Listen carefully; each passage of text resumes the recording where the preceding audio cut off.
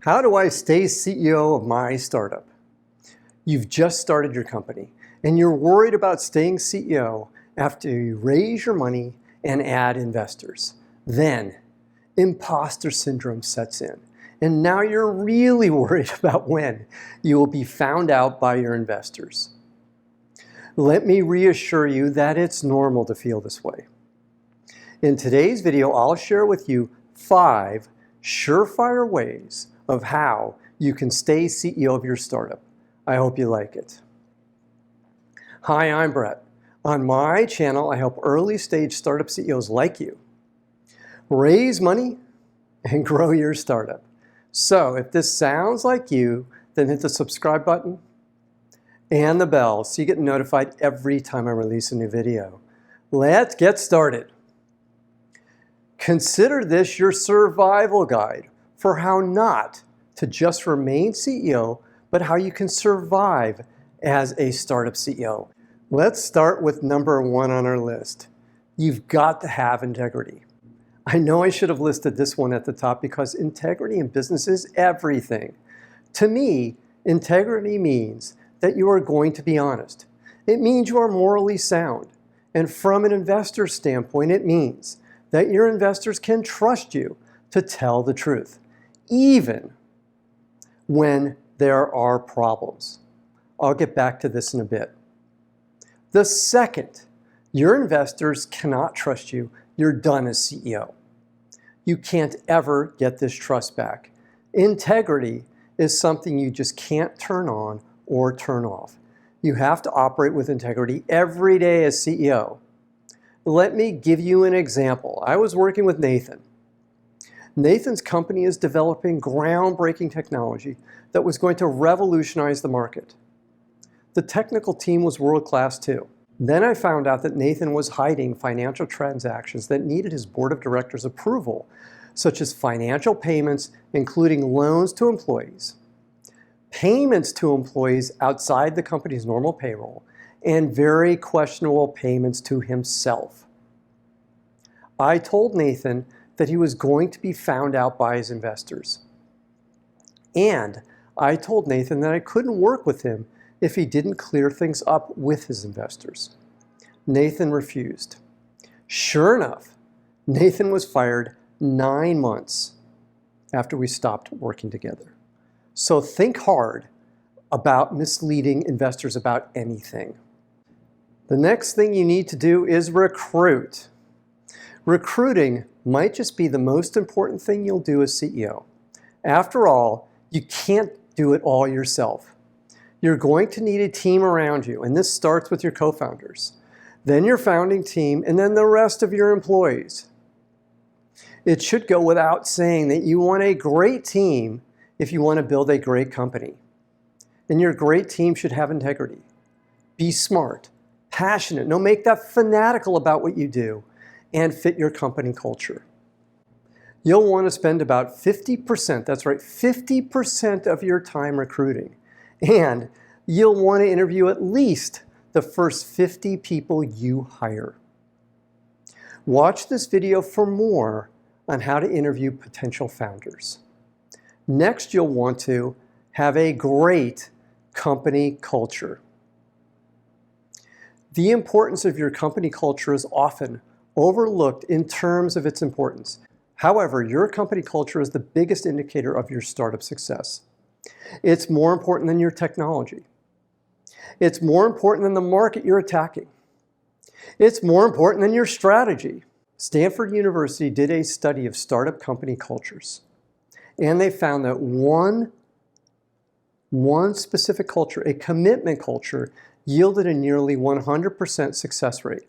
Remember, your company culture cannot be decreed. Your company culture starts with you, the CEO. Then it extends to your co-founders and then the rest of your team. You as the leader need to be the 365 by 24 by 7 walking, talking example of what you want your company culture to be. Watch this video for more on the importance of your company culture. Next, you'll want to get ahead of the problems. I mentioned earlier in the video that every startup has problems, and I can guarantee you that your startup will be no different. Yes, you want to minimize the problems you have. However, I'd like you to think about your company's problems as a chance for you to exhibit your leadership. You'll want to project to your team and your investors a steady at the wheel approach. For example, maybe you just lost your biggest customer, or maybe your co-founder quit unexpectedly. You want to tell your team that you have everything under control, that you have a plan. More importantly, you'll want to get ahead of the story. Getting ahead of the story means that you tell your investors and board of directors about a major problem before they find out on their own. There are several benefits of this approach. First, being able to tell investors about a problem shows you have integrity. Second, you never want to surprise your investors in a board meeting with a problem. Instead, you tell them about the problem along with how you will solve it before they find out about the problem on their own. Third, you get to frame the problem on your own terms, which gives you control over the situation.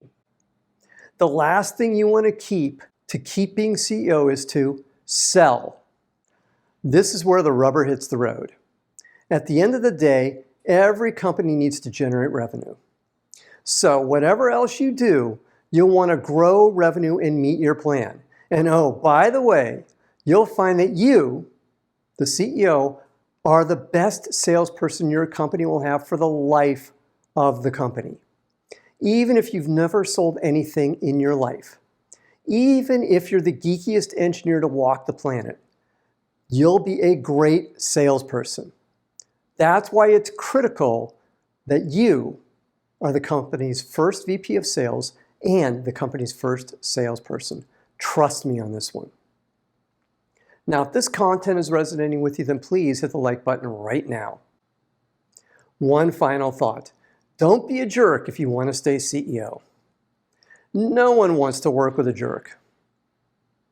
And a surefire way to get your investors to want to find another CEO is to be a jerk, to be difficult to work with, or to sexually harass employees. A prime example of someone that allegedly had these types of problems was Uber's founding CEO, Travis Kalanick. Uber was wildly successful, worth billions of dollars. However, Kalanick, even though he controlled the stock voting rights of Uber, was forced to resign as a condition of the company raising its next round of funding. You get the idea. What did you learn from today's video? Put your answer in the comments column below today's video. And if you have any questions, put them in the comments column too, and I'll be happy to answer them for you. Now, I have one more thing for you today. It's my free startup pitch deck template. It has all the slides you need to develop an awesome pitch deck. Click the link below today's video, and it's yours for free. And for more great content, click on the video at the end of today's video. And if you haven't already, then click the subscribe button to get notified every time I release a new video. I'm Brett at brettjfox.com. Thanks for watching today. Take care. Bye.